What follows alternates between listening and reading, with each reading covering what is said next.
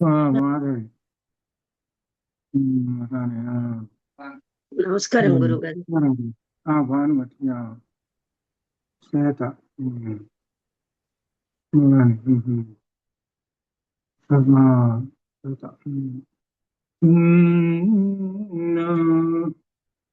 ఆపదావపహర్తారం దాతారం సర్వసంపదాం లోకాభిరామం శ్రీరామం భూయో భూయో నమామ్యహం. శ్రీరాఘవం దశరథాత్మజమప్రమేయం సీతాపతిం రఘుకులాన్వయరత్నదీపం వాజానువాహం అరవిందదళాయతాక్షం రామం నిశాచర వినాశకరం నమామి. ఎత్ర ఎత్ర రఘునాథ కీర్తనం తత్ర తత్ర కృతమస్తకాంజలిం బాష్పవారి పరిపూర్ణలోచనం మారుతిం నమత రాక్షసాంతకం మనోజవం మారుతతుల్య వేగం జితేంద్రియం బుద్ధిమతాం వరిష్టం వాతాత్మజం వానరయూథ ముఖ్యం శ్రీరామదూతం శిరసా నమామి. ఉల్లంఘ్య సింధో సలిలం సలీలం యశోకవన్యం జనకాత్మజాయాః ఆదాయ తేనైవ దదాహ లంకాం నమామి తం ప్రాంజలిరాంజనేయం. బుద్ధిర్బలం యశోధైర్యం నిర్భయత్వమరోగత అజాడ్యం వాక్పటుత్వం చ హనుమస్మరణాత్ భవేత్. రామాయ రామచంద్రాయ రామభద్రాయ వేధసే రఘునాథాయ నాథాయ సీతాయ పతయే నమః. నమోస్తు రామాయ లక్ష్మణాయ దేవ్యై చ తస్యై జనకాత్మజాయై నమోస్తు రుద్రేంద్రియమానిలేభ్యో జయత్యతి బలో రామో లక్ష్మణశ్చ మహాబలః రాజా సుగ్రీవో. శ్రీ వాల్మీకి రామాయణంలో సుందరకాండ అధ్యయనం చేసి ఇందులో 39వ సర్గ. ఈ సర్గలో సీతారాముల యొక్క సంభాషణ, సీతాహనుమల యొక్క సంభాషణ ఉన్నది. ఈ సంభాషణలో విశేషాలు ఉన్నాయి. ఇందులో సీతాదేవి హనుమను నువ్వు వెళ్ళవద్దయా, ఇక్కడ ఎక్కడన్నా కొన్ని రోజులు ఉంటూ అని అంటుంది. ఎందుకనంటే హనుమ ఉన్నంతసేపు ఆమెకు ధైర్యము, దుఃఖం పోయింది, ధైర్యం కలుగుతున్నది, ఉంటానని. సరే, ఈ సందర్భంలో ఇక ఇద్దరి సంభాషణలో రాముని యొక్క పరాక్రమం గురించి హనుమ చెప్పాడు, సీతాదేవి కూడా చెప్పింది. సరే, ఇంత బాగానే ఉన్నది. ఈ వానరులు వీళ్ళందరూ కూడా ఈ సముద్రాన్ని దాటి రావాలంటే వీళ్ళు ఎంతటి బలవంతులు, ఏమిటి, వీళ్ళని గురించి ఏమిటో చెప్పమనంటే అప్పుడు హనుమ 33వ శ్లోకం నుంచి చదువుతున్నాడు. 33వ శ్లోకంలో దేవి హరివృక్ష సైన్యానాం ఈశ్వర ప్లవతాంబర సుగ్రీవ సత్వ సంపన్న తవార్థే కృత నిశ్చయ. సుగ్రీవుడు కృత నిశ్చయముతో ఉన్నాడు, ఏ విధంగానైనా సరే నిన్ను రక్షించుతాడు. ఆయన హరి వృక్ష సైన్యానం, హరి అంటే వానరులు, వృక్షాలు అంటే ఇరుగుబంట్లు, ఈ సైన్యంతో ప్లవతాంబర ఈశ్వర అంటే సుగ్రీవుడు. ప్లవతాంబర అంటే వానరుల్లో శ్రేష్ఠుడు అయినట్టుంటాడు, వాళ్ళకే ఈశ్వరుడు ప్రభువు వానర శ్రేష్ఠులకే ప్రభు అంటున్నాడు సుగ్రీవుడు.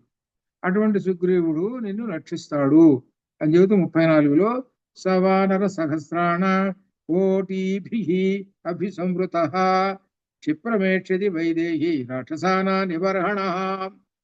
వానర సహస్రాణ కోటిభిః అంటే కోట్ల కొలది వానరులు, కోట్ల కొలది వానరులతో వచ్చి రాక్షసులను హోరించుటకు వెంటనే వస్తాడు. ఇక్కడ దీనిలో మనకు యుద్ధకాండలో మొత్తం 67 కోట్ల సేన వచ్చింది. 60, అమ్మో ఎంత ఉంది, సగం ఇండియా వచ్చేసింది. అదనమాట. ఎంతమంది వానరులు ఉన్నారు, సైన్యం ఉంటాం, మరి ఏమిటో మరి ఎంత మన దానిలో వస్తుంది అనమాట. వానర సైన్యం ఎంత ఉందిరా అని అంటే 67 కోట్లు, 67, 67 కోట్ల మంది వానరులు ప్లస్ ఆ వృక్ష సైన్యం ఇంతమంది వచ్చారు. మొత్తం భూమండలం మీద ఉన్నటువంటి మొత్తం అందరూ చేరారు ఈ లంకకి యుద్ధానికి. తర్వాత 35లో తస్య విక్రమ సంపన్నా సత్వవంతో మహాబలా మన సంకల్ప సంపాత విదేశే హరయ స్థిత. పరాక్రమవంతులు, శక్తి సంపన్నులు, మహాబలశాలులు, మహాసంకల్పంతో క్షణంలో వెళ్ళగలరు అయిన వానర వీరులు సుగ్రీవుని ఆదేశంలో స్థిరముగా ఉన్నారు. వీళ్ళందరూ స్థిరంగా ఉన్నారు. వీళ్ళు ఆకాశ సంచారులు. వానరులకి ఎప్పుడు తర్వాత మనకు వస్తుంది, వీళ్ళకి కామ రూపము, కామ గమనం ఉన్నది ఈ వానరులకు అందరికి అప్పటి కాలంలో. అంటే వీళ్ళలో హనుమ లాంటి వాళ్ళేమో ఎక్కువ దూరం వెళ్ళి ఉంటాడు, సామాన్యమైనటువంటి వాడు కొంత దూరం వెళ్తాడు. అది మొత్తం మీద అందరికీ కూడా వాయు సంచారం ఉన్నది అక్కడ మనకు వస్తుంది అనమాట. అందరూ పక్షిలాగా ఆకాశంలో వెళ్ళిపోతారు అన్నమాట. ఏషానోవర్తి ఏషానోపరి ఏషానోపరి నాథస్థా సతుర్జగ్సజ్జనే గతి సజ్జతే గతి ఏషా న ఉపరి న అధస్తాతు న తిర్యక్ సజ్జతే గతి నచ కర్మసు సీదంతి మఖస్వామిత తేజసః. ఏషాం ఆ వానరులకు నా ఉపరి నా అధస్తాతు ఆకాశముల పైన గాని క్రింద గాని అడ్డము గాని వెళ్ళగలరు, వాళ్ళకి తిరుగులేదు. నా తిర్యక్ సజ్జతే గతి వారు అపరమైన తేజస్సు. అంటే తిర్యక్ అంటే పక్షులు ఏ విధంగా నిలువుగా అడ్డంగా ఎట్లా ఆకాశంలో వెళితే అలా వెళ్ళగలుగుతారు వీళ్ళు. సచ నచ కర్మసు సీదంతి కర్మసు కార్యముల యందు పనుల యందు ఏమాత్రము కష్టం లేదు అనగా సాధిస్తారు. ఇంకా వీళ్ళు మహత్ స్వమిత తేజస గొప్ప అమితమైన తేజస్సు కలిగినటువంటి వాళ్ళు అని చెబుతున్నాడు. అది ఆకాశంలో తిరుగుతారు, పక్షుల మాదిరిగా తిరుగుతారు వాళ్ళు. అడ్డంగా కానీ నిలువుగా కానీ పక్షులు ఎట్లుగా వెళ్ళిపోతుంటాయో అట్లా వెళ్ళిపోతుంటారు. ఎవరు ఈ వానరులు అని చెప్తున్నారు. ఆకాశంలో అంతటి వీళ్ళుగా గొప్ప విశేషమైనటువంటి వానరుల యొక్క గొప్పతనం చెబుతున్నాడు. ఎందుకంటే ఇవన్నీ యుద్ధకాండలు వస్తాయి. ముందుగా ఆ యుద్ధకాండకు సంబంధించిన విషయాలు ఇవన్నీ కూడా. అసకృత్తై మహోత్సాహై ససాగర ధరాధరా ప్రదక్షిణీకృత భూమి వాయు మార్గానుసారిభి. ఆ వానరులు మహోత్సాహంతో అనేక పర్యాలు ఆకాశ మార్గ సాగరములు పర్వతములు గల ఈ సమస్త భూమండలమును ప్రదక్షిణం చేశారు.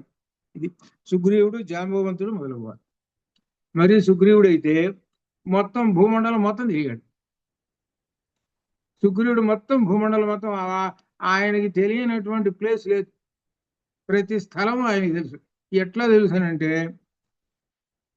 వెనక వాలి వెంట పడుతున్నాడు సుగ్రీవుని పట్టుకోవడానికి. సుగ్రీవుడు ముందు పరిగెత్తున్నాడు. సుగ్రీవుడు ముందు పరిగెత్తి మొత్తం 4 దిక్కుల ఎక్కడెక్కడైతే ఉందో చివరి వరకు వెళ్ళి మొత్తం అక్కడ చూసి ఎక్కడో అక్కడ దాక్కుందామని వెళ్తాడు. అక్కడికి వస్తాడు. అక్కడ మళ్ళీ అట్లా మొత్తం భూమండలం మొత్తం తిరిగిన వాడు సుగ్రీవుడు. ఆ సుగ్రీవుడికి భూమండలం మొత్తం తెలుసు. అన్ని సముద్రాలు, అన్ని సప్త సముద్రాలు, సప్త ఖండాలు మొత్తం తెలుసు ఆయన. అందుకనే వానరులకి పంపించేటప్పుడు వాళ్ళందరికీ కూడా చెప్పాడు, ప్రతి దిక్కున ఈ ఉన్నది విశేషము, ప్రతి దిక్కున ఈ విశేషం ఉన్నది. అక్కడ సముద్రాలు ఇక్కడ ఉన్నాయి, అక్కడ సముద్రంలో శ్రీచక్రం ఉంది, ఇక్కడ అవి ఇవి అన్ని చెప్పుకుంటూ చేశాడు. పూర్తిగా చెప్పేశాడు. అలా సుగ్రీవుడు మొత్తం భూమండలం అంతా తెలుసు ఆయనకి. భూమండలం మొత్తం తిరిగాడు. పక్షిలేక గిర్రం తిరుగుతూనే ఉన్నాడు. వెనక వాలి వెంటబడుతున్నాడు, ఈయన తిరుగుతున్నాడు. ఇక జాంబవంతుడి సంగతి చెప్పే పని లేదు. జాంబవంతుడు కూడా వామనావతారంలో ఆ వామనుడు పెద్ద రూపం ముందున్నాడు. 21 సార్లు ఆ వామనుడి చుట్టూ ప్రదర్శనం చేశాడు ఎప్పుడో అప్పుడు కాలంలో. ఎవరు? జాంబవంతుడు. అది కాబట్టి అంతటి వాళ్ళు ఉన్నారమ్మా మా సైన్యంలో, మా వానరుల్లో. నీకు తెలియదు కాబట్టి, ఇప్పుడు చూడలేదు కాబట్టి ఇక నేను చెబుతున్నాను. ఎందుకంటే రాక్షసులు మహా గొప్ప వాళ్ళని కానీ తెలుసుకుంటున్నారు కదా, వాళ్ళకన్నా మించిన వాళ్ళు వీళ్ళు అని చెప్పటం. అది ఇంకా ప్రదక్షిణీకృత భూమి చుట్టూ ప్రదక్షిణ చేశారమ్మా వీళ్ళు.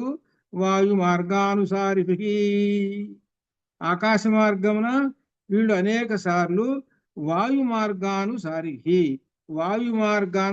అంటే ఆకాశం. వాయు మార్గం అంటే ఆకాశంలో చాలా సార్లు తిరిగి వచ్చారు అని చెబుతూ ఇక చెప్తున్నాడు 38లో ఒక విశేషం. ఇది నేర్చుకోవాలి అందరూ. ఇక్కడ ఏం చెబుతున్నాడు తెలుసా? మద్విశిష్టాశ్చ తుల్యాశ్చ సంతి తత్ర వనౌకసః మత్త ప్రత్యవరః కశ్చిత్ నాస్తి సుగ్రీవ సన్నిధౌ. మద్విశిష్టాశ్చ ఆ వానరుల్లో నాకంటే విశిష్టులు కొందరు, అంటే గొప్పవాళ్ళు. నాతో సమానులు మరికొందరు, నాలాంటి వాళ్ళు కొంతమంది ఈక్వల్. నాకన్నా గొప్పవాళ్ళు ఉన్నారమ్మా. నాతో సమానమైన వాళ్ళు కొందరు. నాకంటే తక్కువ వాడు సుగ్రీవుని సన్నిధిలో లేనే లేడు. నేనే అందరికన్నా లీస్టు. మరి అర్థమైందా ఈయన ఏం చెబుతున్నాడు? నేనే అందరికన్నా తక్కువ మార్కులు, 0 మార్కు వచ్చేది నాకే. అసలు వాళ్ళందరికీ 100కి 100 మార్కులు వస్తుంటాయి, నాకే 0 మార్కు వస్తుందమ్మా. నేనే అందరికన్నా తక్కువ వాడిని అని చెబుతున్నాడు. ఇక్కడ హనుమంతుని వినయము గమనింపు.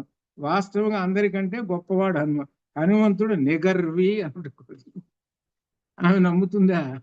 అంటే ఏంటి? ఈయన యొక్క వినయం అది అర్థం కాలే. ఎవరైనా పొగుడుతుంటే, నిన్ను ఎవరైనా పొగుడుతుంటుంటే పొంగిపోకూడదు, అది అర్థం. అలానే నువ్వు కూడా నీ యొక్క గొప్పతనాన్ని ఇంకో చోట చెప్పుకోకూడదు. ఏదో నాకు తోచింది ఏదోలేండి అన్నట్టుగా ఉండాలి. అంతేగాని నాకంటే గొప్పవాడు లేడు, నేనే నెంబర్ 1, నేనే అందరికన్నా గొప్పవాడిని అని చెప్పుకుంటుంటే ఇది ఆత్మస్థితి అవుతుంది. ఆత్మస్థితి అనేటువంటిది కూడా ఒక దోషం, గుర్తుపెట్టుకోండి. ఆత్మస్థితి అంటే తనను తాను పొగడుకోవడం అనేటువంటిది ఒక దోషం, అది గుర్తుపెట్టుకోండి. అది ఏం చేస్తుందంటే అజ్ఞానంలోకి తీసుకెళ్ళి పడేస్తుంది, చివరికి అహంకారంలో పడేస్తుంది. కొంతమంది చెబుతుంటే, ఏమండి ఇవి చదువుకోవాలండి, అది ఏంటి అదండి, అవన్నీ నాకు తెలుసు అండి, అన్నీ నాకు తెలుసు, నేను రోజు చదువుతుంటాగా, నాకు బాగా తెలుసు. విష్ణు సహస్రనామాలు బాగా చదువుతాను, అవి చదువుతాను, ఇవి చదువుతాను, నాకు అన్నీ తెలుసు. మనం అసలు చెప్పడం మొదలు పెట్టలా ఇంకా. అర్థమైందా? ఎందుకంటే నాకు జీవితంలో ఎంతమంది అనుభవం ఉన్నారో చాలా మంది ఉన్నారు, అందుకని చెబుతున్నా. మొదలు పెట్టలేదు ఇంక నీకు చెప్పటం. అవి నాకు అన్ని వచ్చండి, అన్నీ తెలుసండి, నాకన్నీ. ఇటువంటి వాళ్ళు కొంతమంది ఉన్నారు. వీళ్ళు ఉన్నారు చూశారు, వీళ్ళు ఏంటి ఎంతసేపు నాకు తెలియందంటూ ఏమీ లేదు. అది నాకు మొత్తం సమస్తం సర్వజ్ఞ బిరుదం నాదే. ఎవరికో దేవుడికి కాదు. సర్వజ్ఞ బిరుదం ఎవరికి ఉంటుంది అంటే శివుడికి ఉంటుంది. సర్వజ్ఞ నామధేయము పెద్ద కథ ఉంది, దాని తర్వాత చూద్దాం. ఆ భగవంతుడికి ఉంటుంది కానీ సర్వజ్ఞ నాకుందండి. అటువంటి మహానుభావులు ఉన్నారు. అదంతా ఆత్మస్థుతి, అది ఒక దోషం కూడా. అది చివరికి కర్మఫలాల్లోకి చేరిపోతుంది. ఇక్కడ అదే మనకు ఆంజనేయ స్వామి గారి గురించి తెలుసుకోవాల్సినటువంటిది. తనను తాను పొగడుకోనకుండా నేను అతి సామాన్యుణ్ణి అని చెప్పుకోవడం ఉత్తమ పురుష లక్షణం, అది నేర్చుకోవాలి. అది ఆంజనేయ స్వామి గురించి తెలుసుకోవడం. తర్వాత 39. అఖం తావద్ ఇహ ప్రాప్తః కిం కిం పునస్తే మహాబలాః నహి ప్రకృష్టాః ప్రేష్యంతే హి ఇతరే జనాః. నేను సామాన్యుడునమ్మా, మహాబలశాలులు అక్కడే ఉన్నారు, వారిని సామాన్యమైన కార్యములకు పంపరు కదా. వాళ్ళు అక్కడ ఉన్న వానర వీళ్ళందరూ శ్రేష్ఠులు, సామాన్యుడని నన్ను పంపించారు. ఏదైనా ఒక పనికి పంపించాలనుకోండి, గొప్ప గొప్ప వాళ్ళని పంపించారు. అబ్బాయి వెళ్ళి ఇదిగో ఈ ఉత్తరం తీసుకెళ్ళి అదిగో ఆ బజార్లో ఉన్నారు ఆయనకి ఇవ్వరా అని చెప్పేది ఎవరిని పంపిస్తారా అంటే ఏదో సామాన్యుడిని పంపిస్తారు. అంతేగాని బాగా చదువుకున్న వాడిని, పెద్ద బాగా బుద్ధిమంతుడిని, అటువంటి వాడికి, చాలా గొప్పవాడికి పని చెబుతారా? వాళ్ళకి చెప్పాల్సిన పనులు వేరే ఉన్నాయి. ఈ సామాన్యుడు అనేటువంటి వాడికి వీడి చెబుతారు. అట్లా సామాన్యుడి కదా నేను, కాబట్టి ఏం చేశారు, రామచంద్రమూర్తి ఓ ఉంగరం ఇచ్చాడు. ఉంగరం ఇచ్చి అబ్బాయి వెళ్ళి సీతాదేవికి ఇచ్చిరారా అన్నాడు. అంతే, సామాన్యమే కదా ఈ పని. ఈ పని చాలా సామాన్యం కదా. ఆ సామాన్యమైన పని సామాన్యుడికి అప్పచెబుతారు, నాకు అప్పచెప్పారు, నేను ఈ పని చేశానమ్మా, నేను అతి సామాన్యుడను అడుగుతున్నాను. కాబట్టి ఇటువంటిప్పుడు గొప్ప గొప్ప వాళ్ళని పంపారు. ఎందుకంటే గొప్ప గొప్ప వాళ్ళని పంపిస్తే వాళ్ళకి కాస్త తక్కువ. ఏమిటో చిన్న పనికి నాకు ఇంత. ఎవరో ఒక ఆయన అన్నాడు, బాగా డబ్బులు ఉన్నట్టు ఉంటాయి, బాగా డబ్బులు ఉన్నాయి, ఏమంటే 10 రూపాయలు అప్పియండి. ఏమిటా నన్నంత దీనంగా చూస్తావు? నేను కోటేశ్వరుని అయితే కనీసం 1,00,000 రూపాయలని అడగాల్సింది 10 రూపాయలు అప్పు అడుగుతావా నన్ను? ఇది జరిగిన విషయమే. ఇవన్నీ మా జీవితంలో చాలా ఉన్నాయి. అంటే ఏమనుకున్నాడు తెలుసా, నన్ను అవమానపరచడానికి చేస్తున్నావా నువ్వు 10 రూపాయలు అప్పు అడిగి? అర్థం కాలే. ఇదే విషయం బలి చక్రవర్తిలో వచ్చింది. బలి చక్రవర్తిలో వామనుడు వచ్చి 3 అడుగులు దానం వేయ చాలు. 3 అడుగులు అంటే మహా అయితే నా పాదాలు ఎంత చిన్న చిన్నవి, 3, 4, 12 అంగుళాలు అంతే. 12 అంగుళాలు భూమి ఈయనకు పాపం అజ్ఞానం కదా, తెలియదు కదా. నేను మహారాజునైతే 3 లోకాలు నావైతే నువ్వు అడగాల్సినటువంటి ఏం అడగాలి? పెద్ద పెద్ద వాళ్ళ దగ్గరకు వచ్చి పెద్ద పెద్దవి అడగాల్సిందే. నువ్వు చిన్న చిన్నవి అడుగుతావా? నేనంటే ఏమనుకున్నావు? 3 లోకాలు నావే, కావాలంటే చూసుకో, ఇవన్నీ ఉన్నాయేమో అడుగు అనేటప్పటికి పాపం వామనుడు చూసి ఇంకా మన వాడికి ఇంకా అజ్ఞానంలో ఉన్నాడు అని అనుకున్నాడు. ఆ పక్కనే శుక్రాచార్యుడు ఉన్నాడు. శుక్రాచార్యుడు అంటే ఏమిటనమాట, వెంటనే ఆవులు పేగులు లెక్క పెడతారంటారే అట్లా వెంటనే దివ్య దృష్టితో చూశాడు. ఏంటి 3 అడుగులు అడుగుతున్నాడు ఎవరైనాని. ఏం కనపడ్డాడు దివ్య దృష్టితో అంటే విష్ణుమూర్తి కనపడుతున్నాడు.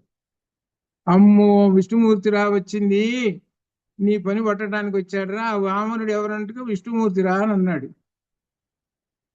విష్ణుమూర్తి అనేటప్పటికీ ఇక బలి చక్రవర్తి పట్టు పెరిగింది. అమ్మ, విష్ణుమూర్తి అంతటి వాడే నా దగ్గరికి వచ్చి చెయ్యి దాపాడే, వెంటనే ఇచ్చి తీరతా అన్నాడు.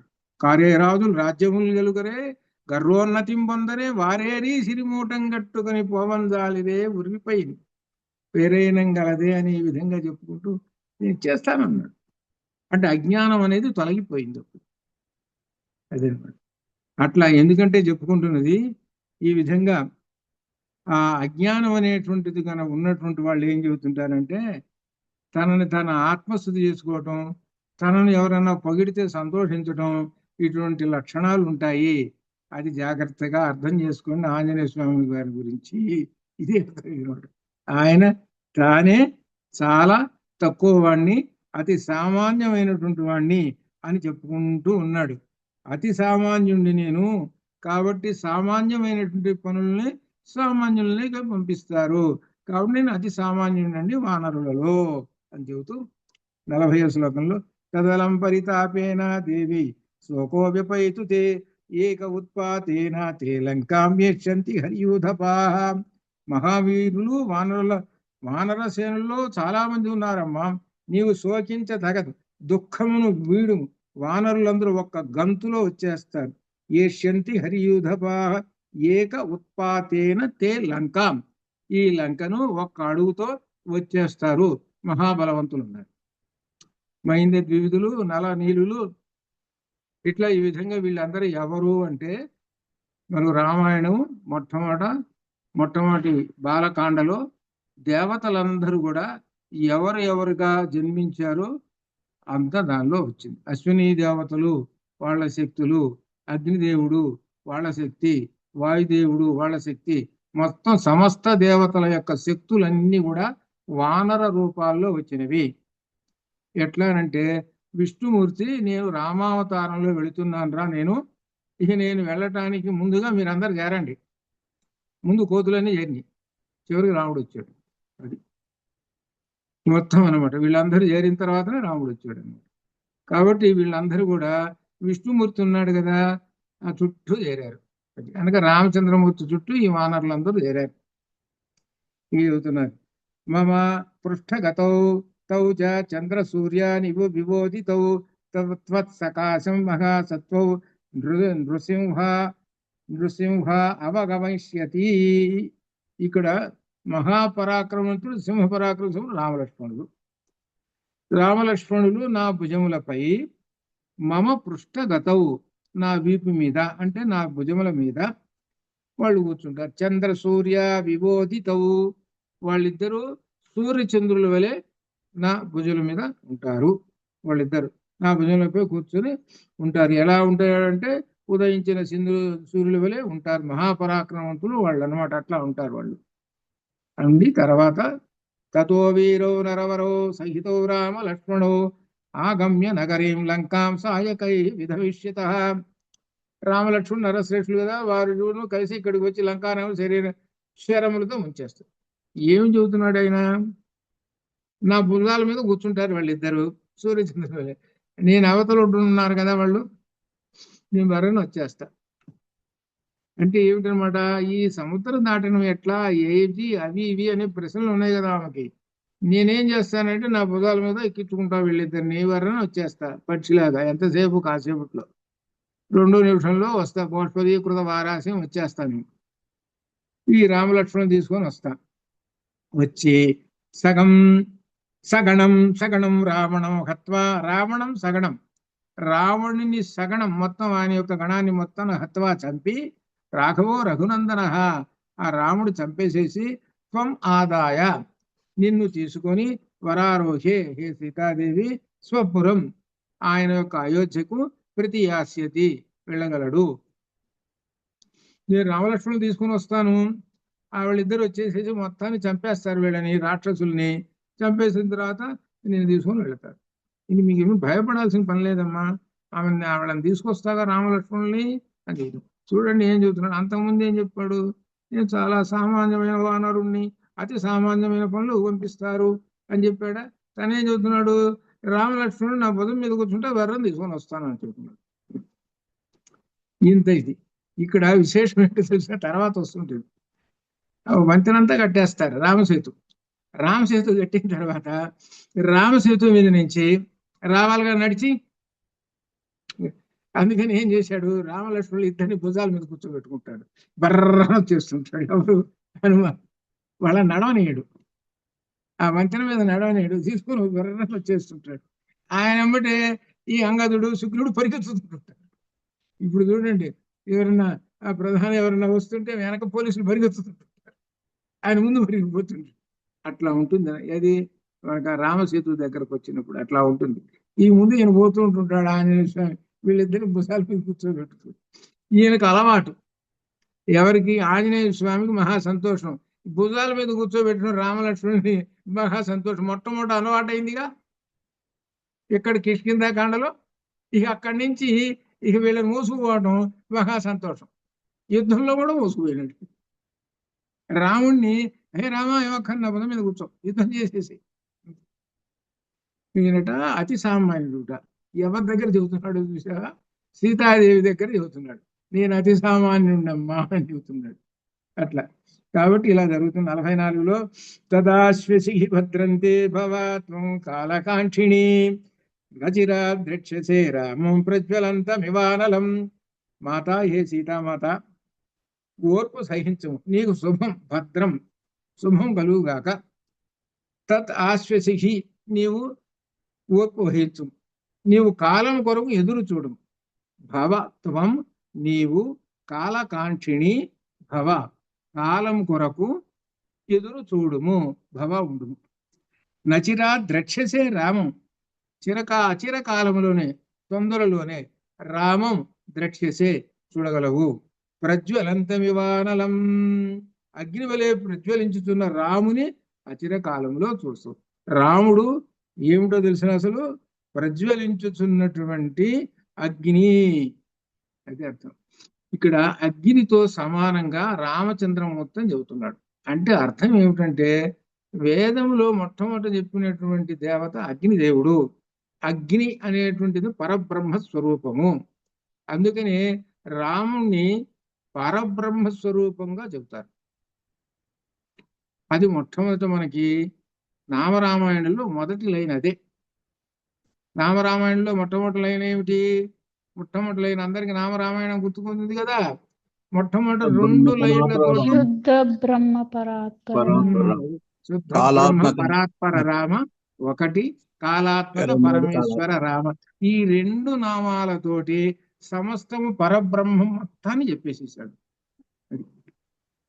కాలస్వరూపుడు ఆయనే, పరబ్రహ్మము ఆయనే, అది చెబుతున్నాడు ఇక్కడ. అందుకనే మనం అగ్నిదేవుణ్ణి పరబ్రహ్మ స్వరూపము, రోజు మనం దీపారాధన చేసి నమస్కారం చేస్తామే అంటే అర్థం ఏమిటో తెలిసిన, పరబ్రహ్మమునకు నమస్కారం చేస్తున్నాము.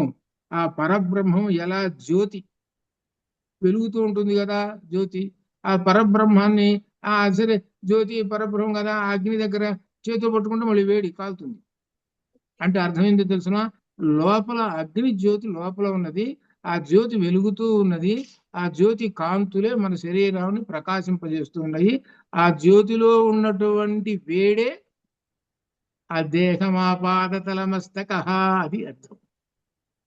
ఆ జ్యోతి ఉన్నదే, అగ్ని జ్యోతి ఉందే, ఆ జ్యోతి యొక్క వేడి ఉంది కదా, ఆ వేడి ఆపాదతలమస్తక 98.4 ఉంచుతుంటుంది అనమాట కంట్రోల్లో. అంటే ఈ శరీరము వేడి కంట్రోల్లో ఉండాలి. ఇప్పుడు మనకి ఏదైనా మిషన్లు ఉంటాయి, ఇవన్నీ దాన్ని కరెంటు తెలిస్తారు.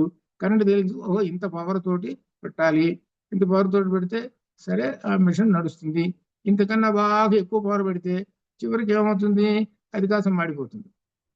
కొన్ని తక్కువ పవర్ పెడదామా, పని చేయదు. అట్లే మన శరీరంలో ఆ వేడి ఎంత ఉండాలనో అంత ఆ పరబ్రహ్మ ఈ శరీరానికి తగినంతటి వేడి పూర్తిగా ఉంచుతాడు. అదే ఆరోగ్యం. 98.4 డౌన్కి వెళ్ళాడా, నేను పోతున్నాను రా, సెలవు తీసుకుంటున్నాను అని అర్థం. కనుక అర్థం ఏమిటంటే వేడి పోతున్నది అని అంటే దాని యొక్క అర్థం అది. ఎప్పుడైతే వేడి పోతున్నదో మిషన్ ఏం చేస్తుంది, కరెంటు పోయింది, ఆగిపోతుంది. ఇంట్లో ఉన్నాయి కదా ఇప్పుడు ప్రస్తుత కాలంలో ఏసీలు, కరెంటు పోతుంది, టాక్మని ఇది ఆగిపోతుంది, ఫ్యాన్లు ఆగిపోతాయి. ఈ వెంటనే మనకు గుర్తు, ఓహో సరే ఫ్యాన్ గుర్తు. అట్లా ఇంతే ఇది కూడా అంత విశేషం. అగ్ని ఎవరు, అగ్ని స్వరూపము రామచంద్రమూర్తి అని ఇక్కడ మనకు గుర్తు చేస్తున్నాడు అనమాట. అది ప్రజ్వలంతం ఇవ అనలం, ప్రజ్వలంత ఇవ అనలం. అనలం అంటే అగ్ని, అగ్ని ప్రకాశిస్తున్నదే అలా ఉన్నాడు రామచంద్రమూర్తి అని చెబుతున్నాడు. ఆ రామచంద్రమూర్తి అచిర కాలంలోనే వస్తాడు, నీవు దర్శిస్తావు. తర్వాత నిఖతే రాక్షసేంద్ర అస్మిన్ సపుత్ర అమాత్య బాంధవే త్వం న సమేష్యసి రామేణ శశాంకేనే వరోహిణి. రావణుణ్ణి సంహరించేసి ఆయన యొక్క అమాత్య బంధువులందరూ సమూలంగా చంపేసేసి అప్పుడు నిన్ను రోహిణి చంద్రుని చేరు విధముగా నిన్ను చేరతాడు. అనగా చంద్రుడికి ఎక్కువ ఇష్టము భార్య, రోహిణి అంటే ఇష్టంట ఆయనకి. రోహిణి దగ్గరికి చేరటం అనేటువంటి చంద్రుడికి బాగా ఇష్టంట, అమిత ప్రేమ. అట్లనే నీ దగ్గరికి రామచంద్రమూర్తి చేరతాడు. శివశక్త్యాయుక్తో ఇది భవతి శక్త ప్రభవితం, శివశక్త్యాయుక్తో ఇది అర్థం. శివుడు శక్తి కోసం, శివుడు శక్తి కోసం అనమాట. శివుడుట శక్తి పోయింది ఆమె, సరే మనకి కథ అంతా తెలిసినటువంటి విషయమే. ఆమె ఏం చేస్తున్నదిట, ఆ శక్తి మళ్ళీ పార్వతిగా పుట్టింది, హిమవంతుడి కూతురుగా పుట్టింది. హిమవంతుడి కూతురుగా పుట్టిన తర్వాత ఆమె ఏం చేసింది అనమాట, నేను శివుడినే చేసుకుంటాను, ఎవరిని చేసుకోను, నేను శివుని గురించి తపస్సు చేస్తాను అని అంటుంది. అని అంటేట వాళ్ళ అమ్మ అన్నదిట, శివుడు ఎందుకమ్మా, ఆయన ఊరు బుడిద పోసుకుంటాడు, ఆయన ఎందుకు అక్కర్లేదు, నువ్వు తపస్సు అంటున్నావు, ఏం తపస్సు, ఏందనుకున్నావు తపస్సు అంటే అని అన్నాడు. శరీరం అంతా శుష్కించిపోతుందమ్మా, ఈ పూలు ఉన్నాయి చూసారా, ఈ పూలు వేడికి ఏమవుతాయి, పడిపోతాయి, అట్ట శరీరం పాడైపోతుంది, నా వాటిని హాయి ఇంట్లో కూర్చో. అదేం కుదరదు, నేను తపస్సు చేస్తాను. ఎక్కడికి వెళ్ళి హిమాలయ పర్వతంలో గౌరీ శిఖరానికి వెళ్ళి కూర్చుంది. అబ్బో గౌరీ శిఖరం, ఎవరెస్ట్ శిఖరం లాంటిది గౌరీ శిఖరం, అక్కడ పోయి కూర్చుంది. అక్కడ పోయి కూర్చొని తపస్సు చేస్తుంది. ఎట్లా చేస్తున్నది అంటే, ఈ ఎండాకాలంలో వేసవి కాలం వచ్చేటప్పటికి చుట్టూ అగ్ని పెట్టుకొని మధ్యలో సెంటర్లో కూర్చుంటాడు. అసలే వేసవి కాలం, చుట్టూనేమో అగ్ని పెట్టుకుంది, మధ్యలో కూర్చొని వంటి కాలం మీద తపస్సు చేస్తుంది. ఇక వర్షాకాలం వచ్చింది, వర్షాకాలం వచ్చేటప్పుడు కల్లా పైన వర్షం పడుతుంట, వర్షంలో నిలబడి తపస్సు చేస్తుంది. శీతాకాలం వచ్చిందిట, శీతాకాలం వచ్చేటప్పటికల్లా చలికాలం కదా, సరస్సుల్లో రొమ్ము వంటి వరకు నీళ్ళలో నిలబడి తపస్సు చేస్తున్నది. ఇట్లా ఈ విధంగా తపస్సులు చేస్తున్నది. ఇంకా శివుడికి తెలిసింది, ఓహో నా కోసం తపస్సు చేస్తున్నది కదా, కాబట్టి మా ఆవిడ తపస్సు చేస్తున్నది, కాబట్టి ఒకసారి నేను ఆమె దగ్గరికి వెళ్ళి నేను చిన్న టెస్ట్ చేస్తా. ఈయన దగ్గర తన్నులు తినటం అలవాటు ఏంటి, ఎవరికి, శివుడికి తన్నులు తినటం అలవాటు. తన్నులు తింటే కానీ ఈయనకి సంతోషం ఉండదు. ఇది సరే వచ్చాడు, వచ్చిన తర్వాత ఈమె ఓం నమ శివ, ఓం నమ శివ అనుకుంటే మంత్రాలు దొరుకుంటూ ఈ దగ్గర ఒక 10 మంది చెలికెత్తులు ఉన్నారు. ఈయన ఎట్లా వచ్చాడు, వృద్ధ బ్రాహ్మణ వేషంలో వచ్చాడు. పైగా వృద్ధ బ్రాహ్మణ వేషంలో వచ్చేసేసి, ఏమమ్మా నువ్వు ఎవరిని గురించి తపస్సు చేస్తున్నావు, శివుని గురించి. శివుడే, అబ్బే వాడు బొచ్చ పట్టుకొని తిరిగేటువంటి వాడు, వాడిని గురించి తపస్సు చేస్తావేంటి. ఇది విధంగా రకరకాలుగా ఆ శివుని గురించి తక్కువగా నీకేం తెలియకపోవా ఓ అన్నాడు. ఆ పో అనేటప్పటికి విసుగు పుట్టి మళ్ళీ అప్పుడు ఆమె ఏం చేసింది, పార్వతి చెలికెత్తలతోటి వీడిని బయటికి నెట్టండి, వీడి పళ్ళు ఓడగొట్టండి ముందు, అసలు వీడిని ఇంతసేపటికి ఎంత విసిగిస్తున్నాడు, నన్ను తపస్సు చేసుకునేటం లేదు. శివుడు తక్కువ చేసి మాట్లాడతాడు, వీడిని బయటికి నెట్టండి అని అన్నాడు. సరే వీళ్ళు కొంతమంది బయటికి నెట్టాడు. మళ్ళీ వచ్చాడు, మళ్ళీ వచ్చి దగ్గరకు వచ్చి మళ్ళీ మొదలుపెట్టాడు. ఇక విసుగు పుట్టింది పార్వతి. విసుగు పుట్టి లేచి, నువ్వు వాళ్ళందరినీ నెడితే పోలేదు, ఇక నీ సంగతి నేను చెబుతానని ఆమె ఏం చేసింది, తన చేతితోటి ఒక్కసారి ఒక్క నెట్టు నెడదాం, తీసి హోదలు భయపడతాడు వీడు అని ఆ చేతితోటి ఒక్కసారి ఒక్క నెట్టు నెడదాం, నెట్టు నెట్టేసింది. ఇది ఇక్కడ విశేషం. ఎప్పుడైతే కరెంటు షాక్ కొట్టిందో అర్థం కదా, ఈమె యొక్క శక్తి ఆయన యొక్క శరీరంలో ప్రవేశించేటప్పటికి వృద్ధ బ్రాహ్మణుడిగా ఉన్నాడు కదా, ఇప్పుడు సాక్షాత్ పరమేశ్వరుడు ప్రత్యక్షమైనాడు. వాళ్ళందరూ చిలికలందరూ చూశారు, వామో వచ్చినటువంటి వాడు ఈయన అని. అంటే ఏంటన్నమాట, చివరికి ఈ శివుడికి ఇలా పరీక్ష చేస్తుంటాడు. చివరికి ఏంటి, బయటకు నెట్టించుకోవడం తిట్టించుకోవడం ఇవన్నీ చేసిన తర్వాత భలే కరెక్ట్ గా నీవు బాగా తపస్సు చేశావు అని మెచ్చుకుంటున్నట్టు ఆయన. ఇట్లా ఇది ఎక్కడున్నది అంటే కుమార సంభవంలో, కాళిదాస మహర్షి రాసినటువంటి కుమార సంభవంలో చమత్కారంగా ఉన్నటువంటి విషయం అనమాట. ఇట్లా అనమాట. అట్లా ఆ సందర్భంలో మనం ఈ చెప్పుకున్నటువంటి ఈ విషయం అనమాట ఇది. కాబట్టి ఆ రాముడు సీతాదేవి దగ్గరికి రావటానికి ఈ విధంగా చెబుతున్నాడు. ఈయన అగ్ని లాంటి వాడు వస్తాడు, వచ్చి ఏం చేస్తాడంటే ఈ మొత్తం రాక్షస సంహారం చేసేసి నిన్ను, రోహిణిని ఏ విధంగా చంద్రుడు చేరతాడో అలా ఈ విధంగా నిన్ను కొట్టుకొని వెళతాడు. ఎంతో కష్టపడి ఆ రామచంద్రమూర్తి నీ దగ్గరికి వచ్చి ఆ రాక్షస సంహారం చేసి, చంద్రుడు ఏ విధంగా రోహిణి దగ్గర చేరాడో అటు నీ దగ్గర చేరి నీ తీసుకుని పోతాడమ్మా. అలానే అక్కడ శివుడు కూడా వచ్చి చివరికి ఆ పార్వతిని ఈ జన్మలో తీసుకుని పోయాడు. ఇట్లా అనమాట అని చెబుతూ ఇంకా క్షిప్రం పొందేవి శోకస్య పారం యాసచి మైథిలి రావణం చైవ రామేణ నికతం ద్రక్ష్యసే అచిరాతు. సీతామాత, మైథిలి, నీవు అచిరకాలం నీ శోకమును అంతం చూడగలవు. రాముడు రావణుని అచిరకాలంలో అంతం చేస్తాడు, చంపేస్తాడు. నువ్వు మాత్రం ధైర్యంగా ఉండవు, ఏమీ భయపడాల్సిన పని లేదు. ఏవం ఆశ్వాసస్య వైదేహీం హనుమాన్ మారుతాత్మజ గమనాయమతిం కృత్వా వైదేహీ పునరబ్రవీతు. ఇక హనుమగారు వైదేహిని ఈ విధంగా ఓరడించి తాను తిరుగు వెళ్ళుడు నిశ్చయించుకొని మరలా ఇట్లు వెళ్ళు. అమ్మ నేను వెళతాను, గమనాయ పునః వెళతానమ్మా అని తిరిగి వెళ్ళుడు నిశ్చయించుకొని ఆ హనుమ ఈ విధంగా, అమ్మాయికి నేను వెళతాను, ఇప్పటికే చాలా లేట్ అయిపోయింది కాబట్టి వెళతాననేటప్పటికల్లా ఈమెకి దుఃఖం వస్తేస్తుంటుంది. ఇది సాగిస్తూ ఇంకా అంటే కొనసాగుతూ ఉంటుంది, అంటే వాళ్ళ సంభాషణ కొనసాగుతూ ఉంటుంది. ఈమె తొందరగా వదిలిపెట్టేటట్లేదు ఎవరిని. హనుమ ఉన్నంతసేపు ఆమెకి ఎక్కడ లేని సంతోషం, ఆనందం, ధైర్యం. అది ఈయన వంగన ఎట్లా రాదు, అది ఏమిటి. తమ్ అరిగ్రం కృతాత్మ అనం క్షిప్రం దక్షశిరాఘవం లక్ష్మణం చ ధనుష్పాణం లంకాద్వారం ఉపాస్థితం. రామలక్ష్మణులు ధనుర్ధారులై శత్రుధోన కృతులిస్తే లంకాద్వారములు శీఘ్రమే వస్తారు, వారిని దర్శిస్తావు. ఇంకా నఖదంష్టాయుధాన్ వీరాన్ సింహశార్దూల విక్రమాన్ వానరాన్ వానరేణ ఇంద్రాభాన్ క్షిప్రం దక్షసి సంగతాన్. నఖములు దంష్టలే ఆయుధాలు ఈ వానరులకు, వారు సింహశార్దూలములంటి వాళ్ళు పరాక్రమవంతులు. గజరాజుల వలె గొప్ప శరీరం, ఏనుగంత శరీరం, ఒక్కొక్క ఏనుగంత ఉన్నాడు ఒక్కొక్క వానరుడు. వారందరూ ఏకమై ఇక్కడికి వచ్చేస్తారు, నువ్వు చూస్తావు. శైలాంబది నికాశానం లంకామల యశాలుషు దర్దతం కపి ముఖ్యానం తార్యే యూథాని అనేకశః ఆర్యే. ఇక్కడ ఉపయోగించారు, మళ్ళీ వెళితే ఇక్కడికి వచ్చింది. ఆర్యే పూజ్యురాలా, ఆర్య శతకం. పూజ్యురాల సీతామాత, పర్వతం వలె మేఘముల వలె ఉన్న వానర వీరులు ఒకళ్ళ ఇద్దర 67 కోట్ల మంది ఉన్నారు. లంకా సమీపం వల్ల మలయ పర్వత చర్యలు సింహం వలె గర్జిస్తూ ఉంటారు. అక్కడ లంకా నగరం దగ్గర మలయ పర్వతం ఉంది, అక్కడికి వచ్చి చేరతారు. వీళ్ళందరూ కూడా ఓ పెద్ద గందరగోళం చేస్తున్నారు, పెద్ద పెద్ద కేరింతలు పెడుతూ కూర్చుని ఉంటారు అనమాట. వీళ్ళు పడితే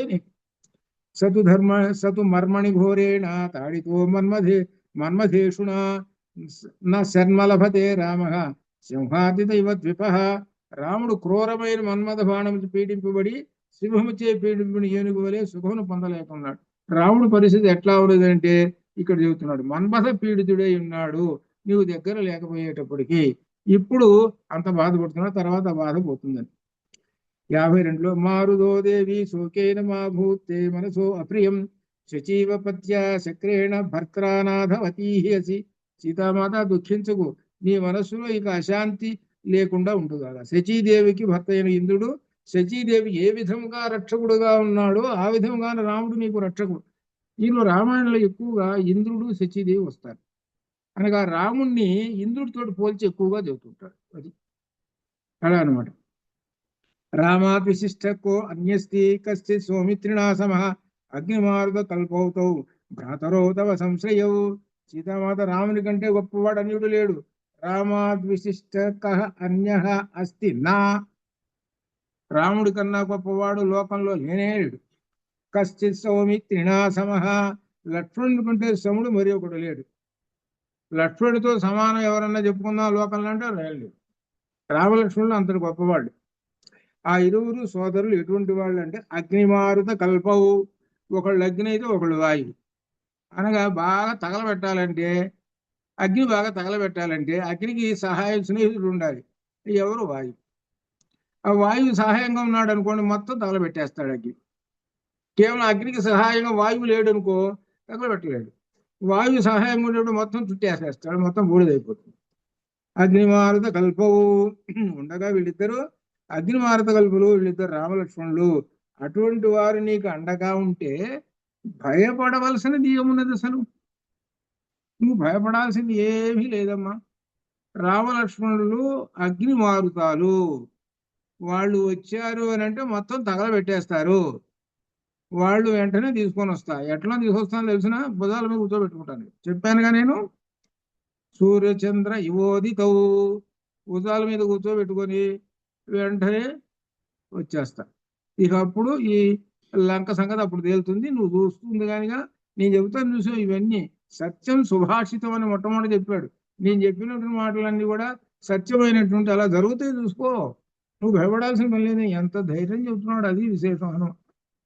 నాస్మిన్ చిరం వచ్చసి దేవి దేశే రక్షోగణై అధ్యుషితే అతిరాద్రతి రౌద్రే నతే చిరాదాగమనం ప్రియస్య క్షమస్వ మత్సంగమకాల మాత్రం.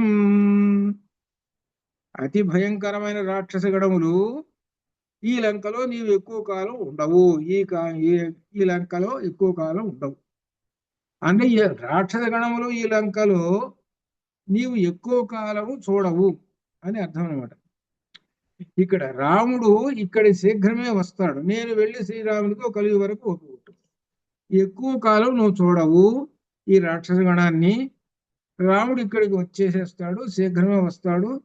వచ్చేసేసి నిన్ను కలుసుకుంటాడు. కాబట్టి అంతవరకు కూడా మత్సంగమ కాల మాత్రం ఆ రామునితో కలియటం వరకే ఓపికొట్టు. నేను రాముడితోటి వెళ్ళి కలియటం వరకే టైం, అంతే. కలియంగానే రాముడు వచ్చేస్తాడు, అది అర్థం. అంటే రాముడి దగ్గరికి వెళ్ళి నేను చెప్పంగానే, ఈ చూడామణి ఇవ్వంగానే ఇక రామచంద్రమూర్తి వచ్చేస్తాడు. ఇంకా ఈ రాక్షస గణాలు ఈ లంకలో ఎక్కువ కాలం ఉండవు, నువ్వు చూస్తావు అని చివరికి తాత్పర్యంగా చెప్పేస్తున్నాడు చివరి శ్లోకంలో. అని చెప్పేసేసి ఇంకా ఈమెకి ఏమంటున్నాడు, అమ్మ నేను వెళ్ళొస్తాను అని అంటున్నాడు కదా. కాబట్టి నేను కూర్చోబెట్టాలి కదా. అందుకని ఈమె ఏం చేస్తుంది అనమాట, ఇంకొక సందేశం ఇస్తుంది. ఇప్పుడు 2 అభిజ్ఞలు ఇచ్చింది. ఒకటి కాకాసుర వృత్తాంతం ఇచ్చింది, రెండోది వస్తువు ఇచ్చింది. రెండోది వస్తువు ఏమిటంటే చూడవని ఇచ్చి ఇంకొకటి వస్తువు చెబుతున్నది. ఇది వస్తువు కాదు, ఇది కాకాసుర వృత్తాంతం లాంటిది. ఒక రాక్షసుడిని కాకాసుడు, ఇక్కడ అది కాదు. ఇక్కడ ఇది ఏమిటంటే విశేషం, ఇది ఇక్కడ ఏమిటంటే గండశిల వస్తుంది. ఈ గండశిల అనేది ఏమిటంటే వాళ్ళిద్దరికి ప్రేమపూర్వకమైనటువంటి ఒక గుర్తు. అది ఇది ఎవరికి తెలుసు? వాళ్ళిద్దరికి తెలుసు, రెండోవాడికి ఎవరికి తెలియదు. కానీ ఏమి బయట పెట్టింది. కాకాసుర వృత్తాంతం అంటే చెప్పడం అంటే సరే బాగానే ఉంది అంతవరకు. ఈ ప్రేమపూర్వకమైన వృత్తాంతం కూడా చెప్పేస్తుంది. అది చెప్పు అన్నమాట. ఏంటో తెలిసిన బ్రహ్మపురం ఈమె చెక్కిళ్ళ మీద ఆయన గండశిల, గండశిల అంటే ప్రస్తుత కాలంలో రంగు రాళ్ళు ఉంటాయి అవి, లేదో చాక్పీసులు అంటుంది అనుకోండి, ఎర్ర రంగు రెడ్ ఉండేటువంటి అవి, వాటితోటి ఆ చెక్కిళ్ళ మీద నెమ్మదిగా గుర్తులు వేస్తూ ఉన్నాడు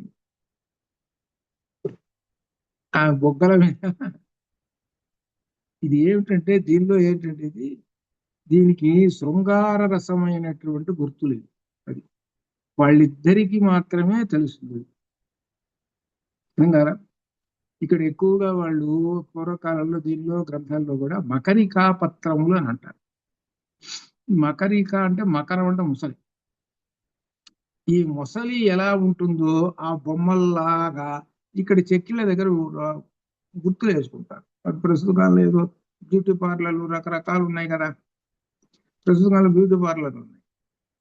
ఆ కాలంలో కూడా బ్యూటీ పార్లర్ అనేటువంటి ఏదో బాగా రాజులకో వాళ్ళకో అటువంటి వాళ్ళకు ఉండేవి బ్యూటీ పార్లర్. అది వాళ్ళు వేసుకుంటారు. కానీ ఇక్కడ ఏంటి, వీళ్ళిద్దరి యొక్క ఈ విశేష శృంగార పూర్వకమైనటువంటి చేష్ట ఇది, ఇది అర్థం. అది వస్తుంది, అది వస్తుంది. అది ఏమిటో సంగతి చూద్దాం. ఇక దీనిలో మొదలు పెడుతున్నాడు 40వ సీతా సందేశం రెండవసారి చెబుతుంది. శ్రుత్వాతు వచనం తస్య వాయుసూను మహాత్మనః ఉవాచ ఆత్మహితం వాక్యం సీతాసుర సుతోపవా. హనుమ మాటలు విని ఆ సీతాదేవి ఇంకా ఈ విధంగా చెబుతున్నది. తాన్ దృష్ట్వా ప్రియ వక్తారం సంప్రహుష్యామి వానర సంజాత సస్యేవ వృష్టిం ప్రాప్య వసుంధర. ప్రియమైన మాటలు పలుకుతుంది, నిన్ను చూసి సగము మలచిన సస్యము గల. ఇప్పుడు దా చెప్పాడు కదా, వానరులు చాలా గొప్పవాళ్ళమ్మా, వస్తారు రామలక్ష్మణులు అగ్ని మారుతాలు అనే విధంగా చెప్పాడు. చాలా సంతోషంగా ఉన్నది. ఆ సంతోషంలో దేంతో చెబుతున్నదంటే పోలిక, వర్షం పడది భూమి మీద. వర్షం పడేటప్పటికి ఆ విత్తనాలు మొలకెత్తాయి. ఆ విత్తనాలు మొలకెత్తేటప్పుడు సగం మొలకెత్తినాయి అనగా అర్థం ఏమిటి, ఆహా అన్ని మొలకెత్తుతున్నాయి, రైతు సంతోషిస్తాడు. ఇంకా పైన మొలకెత్తి బాగా సంతోషిస్తాడు. అట్లనే ఇప్పుడు నీ మాటలు ఆ విధంగా ఎట్లా ఉన్నాయంటే ఆ విధంగా సంతోషిస్తున్నాయి. అంత సంతోషం వస్తున్నది నాకు. భూమి మీద పంటలు పండటానికి మొట్టమొదట సత్యం ఏ విధంగా పైకి వస్తుంటుందో, ఎంత సంతోషంగా ఉంటుందో, ఆ గింజ పైకి తెల్లగా సంతోషంగా పైకి వస్తుంది తెల్లగా. ఆ విధంగా నాకు అంత సంతోషంగా ఉన్నది అనగా కార్యము సగము నెరవేరినది అని అర్థం. అనగా అర్థం ఏంటి, విత్తనం మొలగేస్తుంది అంటే సగం పూర్తి అయిపోయింది కార్యం. ఏం కార్యం అని అంటే ఈ ప్రస్తుత కార్యం రాక్షస సంహారంలో సగం పూర్తి అయిపోయింది ఇప్పుడు. ఇది తర్వాత ఇక సీతాదేవి శోకం పోగొట్టాలి. ఈ విధంగా అన్న రావణ సంహారం చేయలేదు. యథాతం పురుష వ్యాఘ్రం గాత్రై శోకాభికర్షితై సంస్పృచేయం స కామాఖం తథా కురు దయామయి. పురుషశ్రేష్ఠుడే రాముని శరీరం దుఃఖముచే కృషించిన నేను ఆలింగనం చేయవలని కోరికతో ఉన్నాను. ఎవరో సీత అంటారు.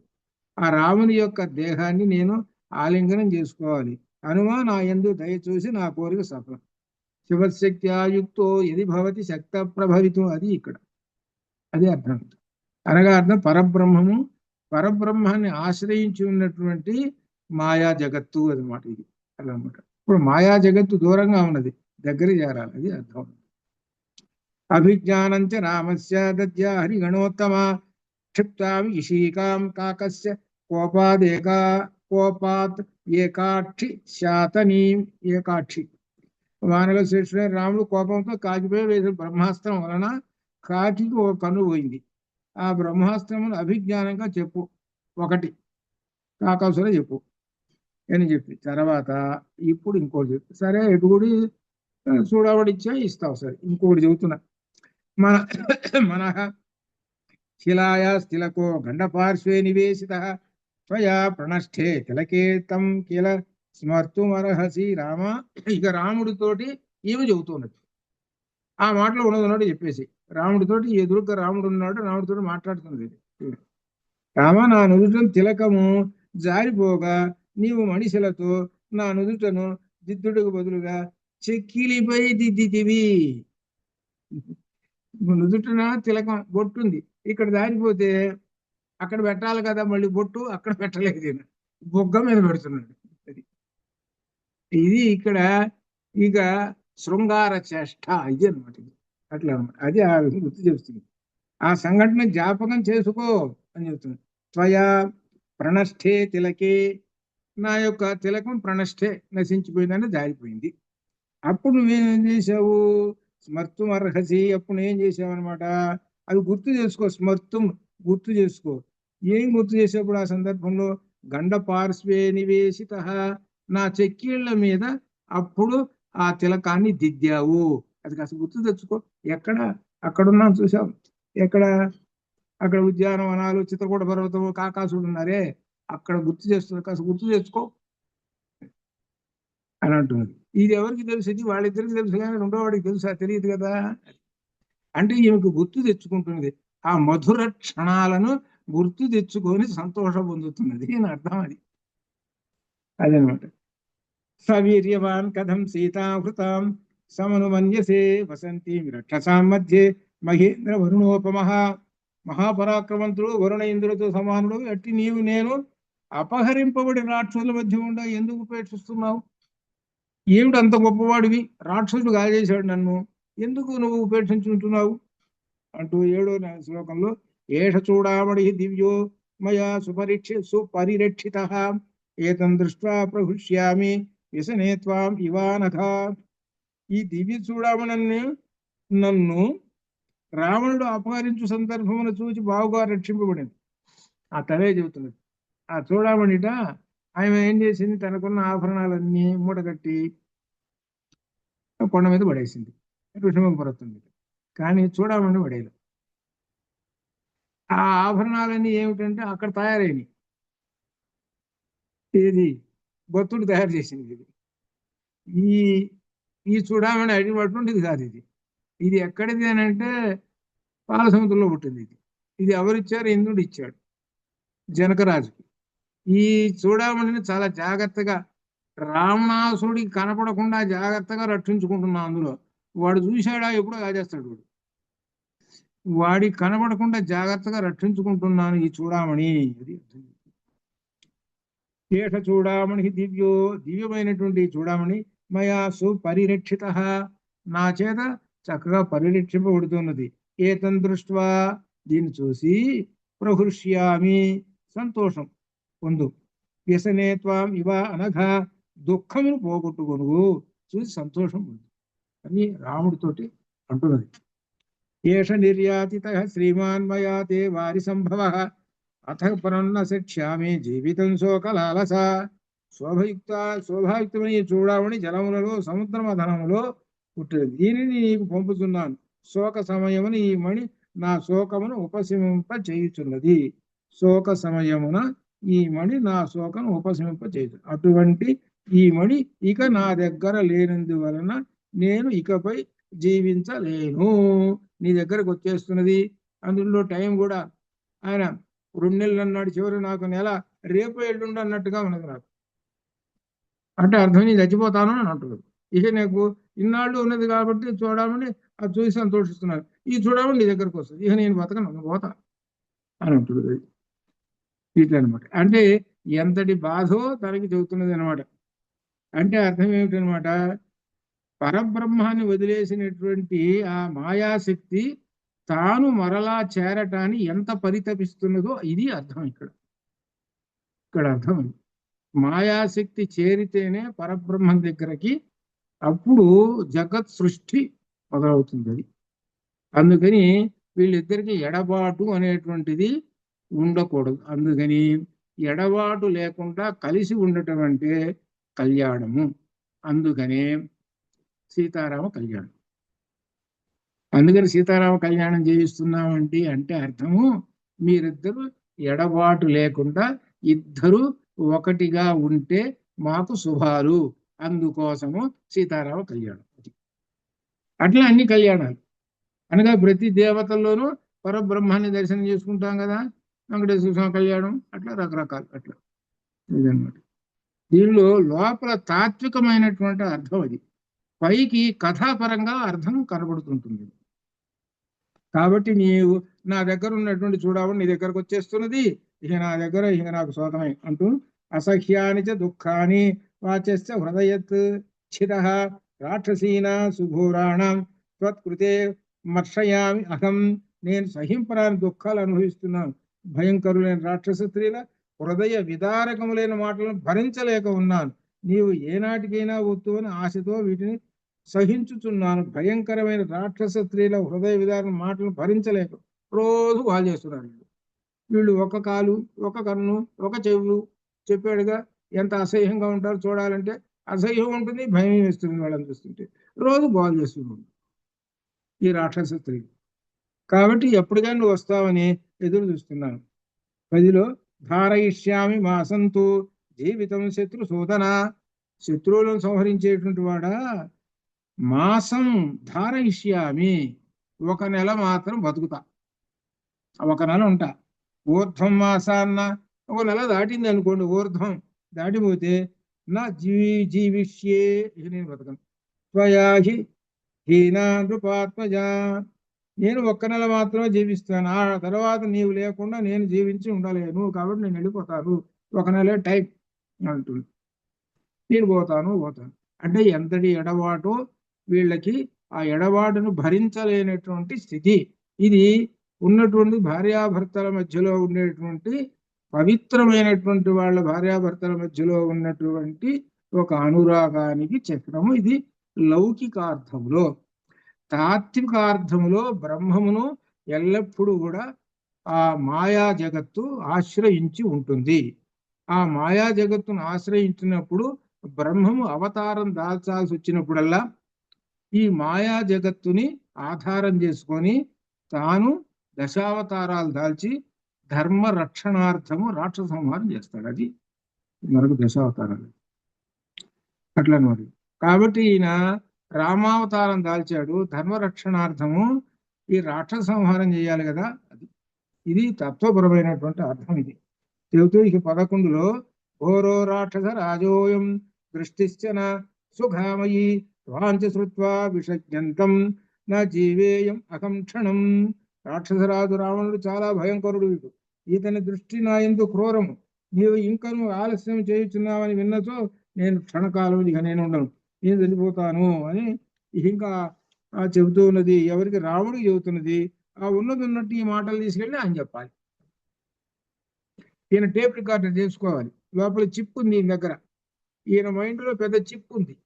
అని ఎన్ని 1,00,000 GB లేకపోతే 1,00,00,000 GB శక్తి ఇది. ఏది? ఈయన మైండ్లో ఉన్న అది.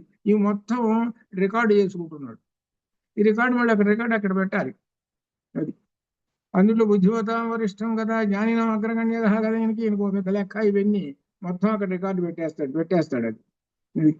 అని చెబుతూ వైదేశావచనం శ్రుత్వా కరుణం శాస్త్రభాషితం అధ అబ్రవీత్ తేజ హనుమాన్ మారుతాత్మజ. ఈ విధంగా కన్నీరు కారుస్తూ ఏడుస్తూ సీతాదేవి ఈ విధంగా పలకంగా మారుతాత్మజుడైన హనుమ మరలా ఈ విధంగా ఆమెమో దుఃఖపడటం, ఈయన ఓదార్చడం, దుఃఖపడటం, ఓదార్చడం, దుఃఖపడటం, ఓదార్చడం. ఇది ఇది ఈ ఓదార్పు అనేటువంటిలో విశేషం ఏంటంటే హనుమ యొక్క వాక్ శక్తి, అది ఓదార్పు. ఆ వాక్కులు రావాలి. ఆమె దుఃఖపడుతుంటే వాక్కులు రావాలి. ఆ వాక్కులు ఆమె దుఃఖాన్ని పోగొట్టాలి. అది ఆ వాక్కులు రావటమే గద. అది ఆయన ధరించాడు భుజం మీద గద. గద అంటే అర్థం వాక్కు అని అర్థం. వాక్కులు పలకటలు, అందుకనే వాక్య విషయం వరహాలు మనకు మొట్టమొదటి వచ్చింది. అలా అనమాట. ఏం వాక్కులు పలకాలి? ఇప్పుడు మళ్ళీ ఈయన ఏం పడుతున్నాడు చూసుకోండి, ఏమంటున్నాడు. ఆ వాక్కులు అదే గొప్ప విశేషం హనుమ. అందుకనే ఆంజనేయ స్వామిని ఎవరైతే ఉపాసన చేస్తారో వాళ్ళకి చక్కనైనట్టు వాక్కులు వస్తాయి. ఎలా మాట్లాడాలి, ఎలా మాటలతోటే మన యొక్క పర్సనాలిటీ బయటపడుతుంది, మన సంగతి అంతా బయటపడుతుంది. మాట్లాడుతున్నాం అనుకో, ఆ భాషలో ఉండేటువంటి ఆ శక్తి ఉన్నదే, అప్పుడు వీడిని లెక్క వేసేస్తుంది, వీడు ఇటువంటి వాడు అని. మా దగ్గర వచ్చి మాట్లాడుతుంటారు కొంతమంది ఉంటుంటారు, వాళ్ళని వెంటనే కనిపెట్టేస్తాం ఊహిట్లని. అలానే మహాత్ములు ఉంటారు, వాళ్ళు మాట్లాడుతుంటారు. వాళ్ళ దగ్గర ఒక 5 నిమిషాలు మాట్లాడామనుకోండి, మీలాంటి వాళ్ళు ఉన్నారనుకోండి, అబ్బో ఇంత ఒక పెద్ద పుస్తకం అయింది. అట్లా ఉంటుంది ఆ భాష, అట్లా ఉంటుంది. అది వాక్కుల యొక్క శక్తి. అది ఆ వాక్కుల యొక్క శక్తి రావాలంటే నీకు భాష రావాలిగా. భాష రావాలి, ఈ జ్ఞానం ఇంత సంపాదిస్తే అప్పుడు వస్తుంది. అట్లనే హనుమ వేదాంగాలు చదువుకున్నవాడు. మొట్టమొదటిలో చెప్పాడు కదా, ఆయన రాముని వారే చెప్పాడు, ఈయన వేదాంగాలు చదువుకున్నాడు, సమస్త శాస్త్రాలు చదువుకున్నటువంటి వాడు, చాలా గొప్పవాడు. ఏ లక్ష్మణ, ఈయన దగ్గర చాలా జాగ్రత్తగా మాట్లాడాలి, ఈయన మాట్లాడే వాక్కు చాలా జాగ్రత్తగా విను, అది చెప్పాడు. అలానే ఇక్కడ అలా వాక్కులు చెప్పడంలో అంత గొప్పవాడు. ఇక చెబుతున్నాడు హనుమ గారు, త్వత్శోక విభో రామోదేవి సత్యేన తే శపే రామో దుఃఖాభిభూతే తు లక్ష్మణ పరితప్యతే. ఇప్పుడు ఏం చెబుతున్నాడు అనమాట, రాముడు దుఃఖిస్తున్నాడు, అప్పుడు లక్ష్మణుడు కూడా దుఃఖిస్తున్నాడు. ఇది నిజమమ్మా, నేను చెబుతున్నది ఒట్టు పెట్టుకొని చెబుతున్నాను అన్నాడు. అంత క్రితం ఒట్టు పెట్టుకున్నాడు. నేను తినే కందమూలాల మీద ఒట్టు పెట్టుకొని చెబుతున్నాను. నేను తినే ఆహారం ఏంటంటే పండ్లు, కందమూలాలు, అంతేగాని నేను ఇంకేమి ముట్టుకోను అనగా శుద్ధ శాకాహారి. మన ఆంజనేయ స్వామి గారు శుద్ధ శాకాహారి ఆయన. వాటి మీద ఒట్టు పెట్టుకొని మళ్ళీ చెప్పాడు. కథంచిత్ భవతే దృష్టా నా కాలః పరిశోచితం ఇమ ముహూర్తం దుఃఖానం అంతం ద్రక్ష్యసి భువభామిని. ఏ సీతాదేవి, అదృష్టవశం నీవు కనపడ్డావు, ఇక నీవు దుఃఖించవలసిన కాలం కాదు, ఈ క్షణము నుండి నీకు దుఃఖం అంతము, ఇక లేదు దుఃఖం, నేనున్నాగా, దుఃఖం లేదు, ఏడవలసిన పని లేదమ్మా, కళ్ళబుట్ట నీళ్ళు ఎందుకు అక్కర్లేదు, నేనున్నాను, నీకు దుఃఖపడాల్సిన పని లేదు, ఎవడో వాడు వస్తాడు, రబ్బర్ పడి చూద్దాం వాడి సంగతి అన్నట్టు మాట్లాడుతున్నాడు. నువ్వు దుఃఖపడాల్సింది ఏంటి, ఏమి లేదు, ఆగు, ఒక్కరోజు ఆగు, రామలక్ష్మణుడు భుజాల మీద ఎక్కించుకొని తీసుకొస్తానుగా నీ దగ్గరికి, రాక్షస హోరం అయిపోతుంది, ముందే చెప్పేశాడు, భుజాల మీద ఎక్కించుకొని తీసుకొచ్చేస్తాను రామలక్ష్మణుని, ఈ రాక్షస హోరం అయిపోతుంది అని చెప్పేశాడు. దుఃఖపడాల్సిన పని లేదు. ఇన్ని మాటలు చెప్పాలంటే సామాన్యం, అది ఎంత గొప్ప. తావు భౌపురుష వ్యాఘ్రో రాజపుత్రౌ అరిందమౌ త్వద్దర్శన కృతోత్సాహో లంకా భస్మీకరిష్యత. ఆ రామలక్ష్మణులు రాజకుమారులు శత్రువులు సంహరించేటువంటి వాళ్ళు నిత్యం నీ దర్శనం కొరకు ఉత్సాహపడుతున్నాడు, ఇందువరకు వారు లంకను భస్మం చేస్తారు. ఇప్పుడు చెప్పే ఈ శ్లోకాలు పునః చెబుతున్నాడు, అది అర్థం. ఇది ఎక్కడున్నాయంటే 38వ సర్కలో ఉన్నాయి. 38వ సర్కలో 50వ శ్లోకం దగ్గర నుంచి మళ్ళీ రిపీట్ చేస్తున్నాడు. 38వ సర్కలో 50 దగ్గర నుంచి మరలా అదే శ్లోకాన్ని మరలా చెప్పేస్తున్నాడు, మళ్ళీ ఆ మాటలు చెప్పేస్తున్నాడు. అది హత్వాదు సమరే క్రూరం రావణం సగబాంధవం రాఘవౌతాం విశాలాక్షి స్వాం పురీం ప్రాప్య ఇష్యతః. సబాంధవం సంహరించేసేసి ఈయన అయోధ్యకు తీసుకుపోతాడు. ఎత్తు రామో విజానీయాత్ అభిజ్ఞానమనిందితే ప్రీతి సంజననం తస్య భూయహత్వం దాతుమర్హసి. రాముడు ప్రీతి చంద్రుడు కానవాళ్ళకి ఏదైనా మరొకటి ఇమ్మమ్మా, ఏదైనా ఒకటి మరొకటి ఏదైనా ఇంటే ఇవ్వు అని అంటున్నాడు. ఇక సీతాదేవి హనుమంతుడితో అంటుంటుందో అనేటప్పుడు మళ్ళీ ఈమె మాట్లాడుతుంది. ఈయన డైలాగ్ అయిపోయినాయి, ఈ స్టేజ్ మీద ఇద్దరు ఉన్నారు, ఈయన మాట్లాడాడు, ఈయన మళ్ళీ ఈమె మాట్లాడుతుంది. ఈమె భాష ఏమిటో చూద్దాం. స అబ్రవీత్ దత్తమేవేతి మయా అభిజ్ఞానముత్తమం ఏతదేవ హి రామస్య దృష్ట్వా మత్కేశభూషణం శ్రద్ధేయం హనుమాన్ వాక్యం తమ వీర భవిష్యతి. హనుమాన్ నేను ఉత్తమమైన కేశభూషణం అనజేయండి చూడమని దాన్ని ఇచ్చేసా. దీనిని రాముడు చూసి నీ మాటలు శ్రద్ధగా ఆలకించి విశ్వసిస్తాడు. సతం మణివరం గృహ్య శ్రీమాన్ ప్లవక సత్తమ ప్రణమ్య శిరసా దేవి గమనాయ ఉపచక్రమే. మళ్ళీ ఆ చూడమణిని అలా చూసి ఆయన సీతాదేవి సాక్షాత్ నమస్కారం చేసేసి ఇక ఇంకా గమనాయ ఉపచక్రమే, తిరిగి వెళ్ళటం కోసం సిద్ధమైనాడు. ఆమె నమస్కారం చేసి ఇక నేను వెళతాను. ఇప్పుడు తం ఉత్పాత కృతోత్సాహం అవేక్ష హరిపుంగవం వర్ధమానం మహావేగం ఉవాచి జనకాత్మజ అశ్రుపూర్ణముఖీ దీన గద్గదయాగిర. వెళతాను అనేటప్పటికల్లా ఏడుస్తుంటుంది. ఇక నేను వెళతానమ్మా ఇప్పుడు 2 సార్లు అన్నాడు, అన్నప్పుడల్లా ఏడుస్తూ అమ్మా నువ్వు వెళ్ళిపోతే ఎట్టరా నాయన, నువ్వు ఎక్కడైనా కూర్చో అని అంటాడు. బాష్పది మళ్ళీ ఏడుస్తూ కూర్చుంది. ఇప్పుడు హనుమ ఆకాశమునికి ఎదురుడికి ఏం చేస్తున్నాడు అనమాట, ఆకాశం శరీరం పెంచుతుండగా నెమ్మది ఒక్కొక్కడు పెరుగుతుండగా ఇంక ఏడుస్తూ కూర్చుంది. ఇంకా హనుమన్ అంటున్నది, హనుమన్ సంబోధిస్తున్నది. హనుమ సింహ సంకాశవు భ్రాతరౌ రామ లక్ష్మణవు. రామలక్ష్మణుడు సింహం లాంటి వాళ్ళు. సుగ్రీవంచ సహా అమాత్యం, సుగ్రీవుడు తన యొక్క సహ అమాత్యులతో సర్వాన్ అందరి కూడా బ్రూయాహి అనామయం. అందరి యొక్క క్షేమ సమాచారములు అందరినీ అడిగానని చెప్పు. ముఖ్యంగా సుగ్రీవుడి దగ్గర అమాత్యులు ఉన్నారు చాలా మంది మహావీరులు, వాళ్ళ యొక్క క్షేమాలన్నీ అడిగానని చెప్పు. ఇంకా యథాచ స మహాబాహు మాం తారయతి రాఘవ అస్మాత్ దుఃఖాంబు సంరోధాత్ త్వం సమాధాతు అర్హసి. నన్ను ఈ దుఃఖ సాగర్ను మహాబాహు రాముడు తరింపజేయుటకు తగిన ఉపాయం నీవే చెప్పాలి. ఎవరికి? రాముడికి. రాముడి దగ్గరికి వెళ్ళిన తర్వాత నన్ను ఏ విధంగా దుఃఖ సాగరం నుంచి బయట వేయాలనో ఆ ఉపాయాలన్నీ నువ్వే చెప్పాలి. జీవితంలో చూసారా మరి ఎంతటి నమ్మకం ఉందో ఏమిటో మరి. అనగా అర్థం ఏంటి? హనుమ మీద మొత్తం మీద బరువు అంతా పెట్టేస్తున్నది. ఈ బరువు మొత్తం నువ్వు మోయాల్సిందే, మొత్తం ఈ కార్యభారం అంతా. ఇమంచ తీవ్రం మమశోక వేగం రక్షోభిరేభి పరిభత్సనంచ బ్రూయాస్తు రామస్య గత సమీపం శివస్య తే అధ్వాస్తు హరిప్రవీరా. వెళతానంటున్నాడు కదా, మరి ఆమె ఆశీర్వదిస్తున్నది ఏమని? హరిప్రవీరా, ఏ వనశ్రేష్ఠ, అధ్వాస్తు మార్గంలో, శివ చ తే నీకు, శివ మంగళము అవుగాక. ఎటువంటి ఏంటి విఘ్నాలు కలగకుండా శుభ్రంగా హాయిగా మంగళకరముగా నీ యొక్క మార్గాన్ని, దారి అంటే నడకని అనగా వెళ్ళటం అనేది శుభం కలుగుగాక అని చివరినంటూ పైన ఉంటుంది ఇవంచ తీవ్రం అశోక వేగం. నీవు రామునికి చింతకు వెళ్ళగా నా తీవ్రమైన దుఃఖం అని అన్ని చెప్పేసేయి. రాక్షసులను భయపెడుతున్నారని అన్ని చెప్పేసేసేయి. అన్ని చెప్పు, మర్చిపోవాకు. అన్ని మర్చిపోవాకని అంటలేదు కానీ, ఎందుకంటే ఈయన అంతా టేప్ రికార్డు చేసుకున్నాడు కదా. అన్ని చివరికి అంటున్నది శివశ్చతే అధ్వాస్తు హరిప్రవీరా, నీకు మంగళమగుగాక, శుభంగా నువ్వు వెళ్ళిరా అని ఆశీర్వదిస్తూ ఉన్నది. సరాజపుత్ర్యా ప్రతివేదితార్థ కపికృతార్థ పరిహృష్ట చేతా అల్పావశేషం ప్రసమైత్య కార్యం దేశం హి ఉదీచం. చాలా నవ్వు వస్తుంది ఇక్కడ, మీరు సరిగా అర్థం చేసుకోండి. ఈయన ఏమంటున్నాడు? నేను పోతానమ్మా అంటున్నాడు. ఆమె ఏమంటున్నది? అయ్యా నువ్వు ఇక్కడ 2 రోజులైనా ఉండాలని అంటున్నది. ఈయన ఏం చేస్తున్నాడు తెలిసిన? కపికృతాన్ని పరిహృష్ట చేసి సంతోషపడ్డాడు. ఆమె సరే వెళ్ళి రాయాను. తర్వాత ఈయన ఏమంటున్నాడు తెలిసిన? అల్పావశేషం ప్రసమీక్ష్య కార్యం ఉన్నదే అక్కడ ఉంది. ఉన్న మెలికంతా అంటారే అక్కడే ఉంది. అసలు వచ్చిన కార్యం ఇప్పుడు అసలు 25% అయింది, ఇంక 75% ఉంది.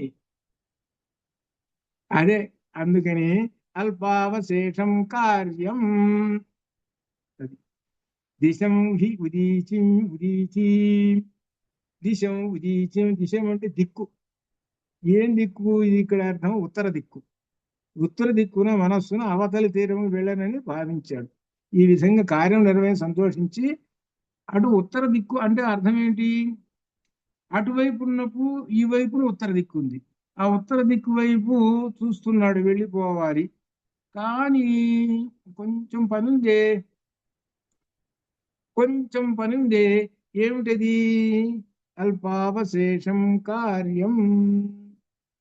అదండి. కాబట్టి ఇప్పుడు ఇంకా అసలు కార్యంలోకి దిగుతున్నాడు. అల్పావశేషం అంట. చూసుకో ఎంత గమ్మత్తుగా చెబుతున్నాడు. అల్పం అంటే కొంచెం, చిన్న పని మాత్రం మిగిలిపోయినది. చిన్న పని. ఇప్పుడు ఆయన చేసింది ఇప్పుడల్లా కూడా పెద్ద పని చేశాట, అమ్మవారి దర్శనం చేసుకోవడం ఇదంతా. కానీ చిన్న పని ఒకటి మాత్రం మిగిలిపోయింది. ఎట్లా? సరే అది కూడా పూర్తి చేసుకుంటా. మరి ఏంటి? చిన్న కార్యం తగలబెట్టడం. అది రాక్షస సంహారం చేసి, అదే అసలు దీంట్లో ఈ రాక్షస సంహారం చేయటంలో ఏమిటంటే గొప్ప సమస్య, గొప్ప విశేషము. సగం యుద్ధం చేసేసాడు ఆయన, సగం పూర్తి చేసేసాడు. రావణాసురుడికి కుడి భుజాలు తగలబెట్టేశాడు. అంత అయిపోయింది, నరికి పారేశాడు. అది అల్పావశేషం అంట. పైగా ఏమని చూస్తున్నాడు? కొద్ది పనే ఉంది అని అన్నాడు. అది ఆ కొద్ది పని అనేటువంటి దానికి ఎలా ఏం చేయాలి? ఈ రాక్షసులతో తవ్వు పెట్టుకోవాలి. నేను ఇప్పుడు తవ్వు పెట్టుకోవాలంటే ఎట్లా ఆలోచన చేశాడు. ఏం చేశాడు అనమాట? రాక్షసులు రావాలి నా మీదకి, వాళ్ళు వస్తే వాళ్ళ సంగతి చూడాలి. అట్లా నెమ్మదిగా చిలికి గాలి వాన్ చేయాలి. గాలి వాన్ చేస్తే ఇంక అప్పుడు నా సంగతి ఏంటో వాళ్ళకి అర్థమవుతుంది. మరి నా సంగతి ఏంటో వాళ్ళకి అర్థం కావాలి. మరి నేను వచ్చిన పని ఏమిటి? మిగిలిన వాళ్ళు అడుగుతారు, జామవంతుడు అడుగుతాడు, రాక్షసుల పరాక్రమం ఎట్టా ఉంది అని అడిగి నేనేం చెప్పాలి? ఇప్పుడు లంక ఎట్టా ఉంది అని అడుగుతారు, నేనేం చెప్పాలి సమాధానం? రామచంద్రమూర్తికి ఏం లేదు, ఆయన చూడమని ఇచ్చి అయ్యా వెళ్ళొచ్చాను ఏం పని, సరేలే బాగానే ఉంది అంటాడు, సరేనా అంటాడు. మరి వీళ్ళకి నేనేం చెప్పాలి సమాధానం? వాళ్ళందరూ ఏం చేస్తారు? అందుట్లో యుద్ధమాయా, యుద్ధానికి ముందుగా విషయాలు తెలుసుకోవాలి. తెలుసుకోవాలనేటప్పటికి తెలుసుకునే కదా యుద్ధం చేయాలి. నువ్వు అంత దూరం దాకా పోయి ఏం చేసావు? నువ్వు అమ్మవారిని చూసి వచ్చావు, ఆయన చెప్పావు, మాత్రం చెబుతావు. అసలు చేసే పని ఏంటి? పూర్తి చేయాలా? చూసినామంటే కాల్చేటట్టు ఉండాలి, కానీ నువ్వు కాల్చావా లేదా అసలు అక్కడ? ఇన్ని అడుగుతాడు. ఇప్పుడు వాళ్ళకేం చెప్పాడు? కాల్చానని చెప్పాడు. కాల్చానని చెప్పి ఇప్పుడు సంతోషించారు. రామచంద్రమూర్తి దగ్గరికి పోయినప్పుడు ఆ విషయం చెప్పాలి, నేను కాల్చానని చెప్పాలి. ఎందుకంటే నేనేం చెప్పానురా, నేను చూసిరారా, నేను కాల్చిరమని చెప్పాను. అసలు నేను చెప్పింది ఒకటి, చేసింది ఒకటి.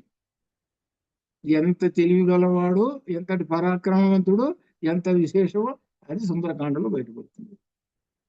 ఇక్కడి నుంచి అసలు ఆంజనేయ స్వామి అంటే ఏమిటో ఇప్పుడు తెలిసింది. ఇప్పుడు దాకా బుద్ధిమతం వరిష్టం అంటే అది. ఇది ఇప్పటి నుంచి ఆయన యొక్క అసలు విశ్వరూపం బయటపడుతూ ఉంటుంటుంది. అది మనకి ఇట్లా విశేషంగా ఎప్పుడంటే అశోకవన విధ్వంసము, అశోకవన విధ్వంసం ఇక్కడ తీసుకొని ఇక్కడి నుంచి మనం చేద్దాం. రేపటి నుంచి అశోకవనాన్ని విధ్వంసం చేయటం. అసలు ఇంకొకటి ముఖ్యమైనటువంటి విషయం మీకు అందరికి చెప్పి, ఎక్కడంటే ముందుగానే ఎక్కడంటే ఇంద్రజిత్తు, అక్కడ మీరందరూ కూడా ఎక్కడంటే హనుమంత వీడు కూడా వెళ్ళిపోతాడు, 47 కూడా అయిపోతాడు. ఎక్కడ దగ్గరకు వస్తే ఇది వచ్చే వారం పడుతుందో ఏమో మరి. ఇది ఇంద్రజిత్తు. ఇంద్రజిత్తు బ్రహ్మాస్త్రంతో పడగొడతాడు, చూశారు? ఆ 48 ఇక్కడ 48వ సర్గ దగ్గరకు వచ్చినప్పుడు మీరందరూ కూడా ఎవరైతే ఇంతకాలం నుంచి వింటున్నారో, రోజు వస్తున్నారో, సహజంగా ఆ రోజున బహుశా మంగళవారం, శనివారం, మరి ఏదో ప్రత్యేకమైన తర్వాత వస్తుంది, మనం చెప్పుకుందాము. ఆ రోజున మాత్రం ఇంట్లో మాత్రం కాకపోతే టైం కావాలంటే ఇంకొక అరగంట లేటో ముందు ఎదురు తీసుకునేది ఏదో మనం మార్పు చేసుకోవచ్చు. ఇంట్లో మాత్రం ప్రత్యేకమైన పూజ పెట్టాలి. ఒకటి ప్రత్యేకమైనటువంటి ఆంజనేయ స్వామి వారు బ్రహ్మాస్త్రంతో పడిపోతాడు. ఆ పడిపోయినప్పుడు మనం ఏం చేయాలి అని అంటే అక్కడ స్వామివారికి హారతి ఇవ్వాలి. అది ఈ కాండ వచ్చినప్పుడు స్వామివారికి హారతి ఇవ్వాలి. విశేషమైన పూజ ఇదంతా ఉంటుంది. ఇది ఆ రోజున విశేషంగా చూసుకోవాలి. ఇది సుందరకాండ జరిగేటప్పుడు అందరూ చేస్తారు. అలా చేస్తే ఆంజనేయ స్వామి వారికి మహాబలం ఇచ్చిన వాళ్ళు అవుతాం. సాక్షాత్తుగా అంత గొప్ప విశేషం. ఇది 48 ఈ బ్రహ్మాస్త్ర దగ్గర వచ్చినప్పుడు. ఇక్కడ కొంతమంది కొన్ని చోట్ల నేను చూశాను, ఓ ఆంజనేయ స్వామి గుళ్ళో చెప్తుంటుంటే ఓ కొబ్బరికాయలు టకా టకా టకా కొట్టేసేటువంటి వాళ్ళు అదనమాట. అలా ఉండేటువంటి వాళ్ళు. కొంతమంది ఏమో హనుమాన్ చాలీసా చెప్పేవాళ్ళు. రకరకాలుగా ఆ రోజు హనుమంతుల్లో భక్తి తన్మయత్వంలో నిండిపోతారు. అదనమాట ఇది. ఇది 48వ సర్గ. ఏంటంటే బ్రహ్మాస్త్రములకు హనుమ పడిపోవటం. అదనమాట. ఇక్కడ ఇంకా అంటే అర్థం ఏంటనమాట, ఇప్పటికి 41 7 సర్గలు కావాలి. 7 సర్గలు అంటే వచ్చేవారం ఇంకంతే. ఇంతవరకు శుభం పోయాత్తు.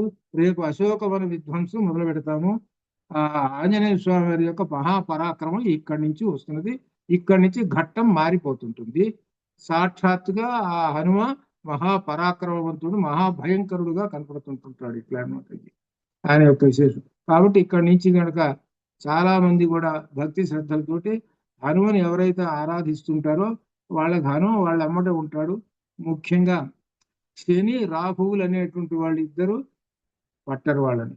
అనగా ఆంజనేయ స్వామి మన పక్కన ఉన్నాడు అని అంటే శని రాహువులు ఇద్దరు రారు. ఇందులో సందేహము లేదు. ఇందులో ఏమీ సందేహం లేదు.